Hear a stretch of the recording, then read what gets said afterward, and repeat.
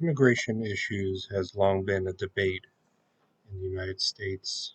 The first Immigration Reform Act occurred in 1986 by the Reagan administration, which allowed 3 million undocumented immigrants to obtain citizen status if they arrived prior to 1982. Although the purpose of the bill was to reduce the number of illegal immigrants crossing the border, there was still a flow of people crossing. But despite the attempts by government to reduce the illegal immigration, it helped 3 million people on the road to citizenship. Even though most people believe many undocumented workers do not pay taxes, IRS estimates that about 6 million unauthorized immigrants file individual income tax returns each year.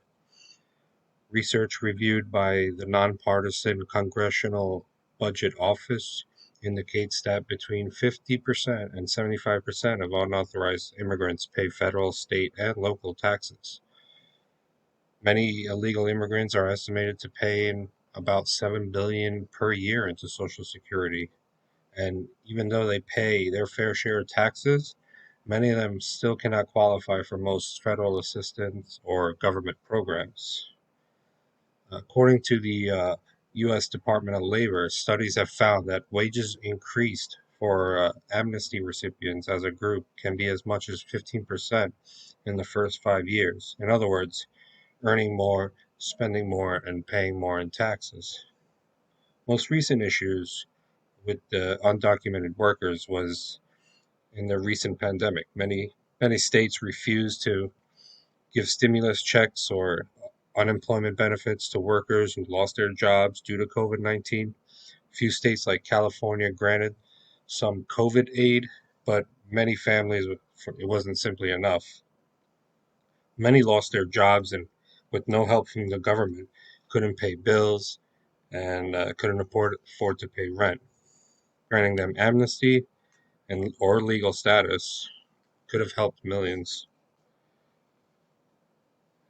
Giving legal status even to one parent, non-citizen children, shows to increase the likelihood of more stable income for the family, and the children are more likely to receive a higher education.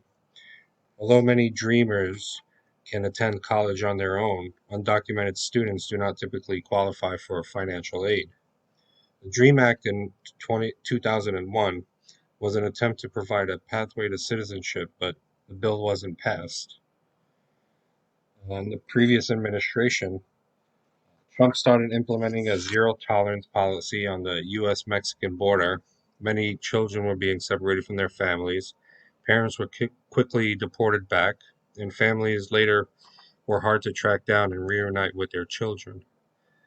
Even after a year, some still had no luck finding their parents. The so called pods, as they called, overcrowded and conditions are unsanitary. Pods that were meant to hold a few hundred people are packed with thousands of immigrants. Conditions are so unsanitary, most of the young detainees have not been able to shower or wash their clothes since they arrived at the facility. They have no access to toothbrushes, toothpaste, or soap. Many have to sleep on the concrete floors because there just aren't enough mats. Some are served food that has been spoiled, cold, and some even go days without food.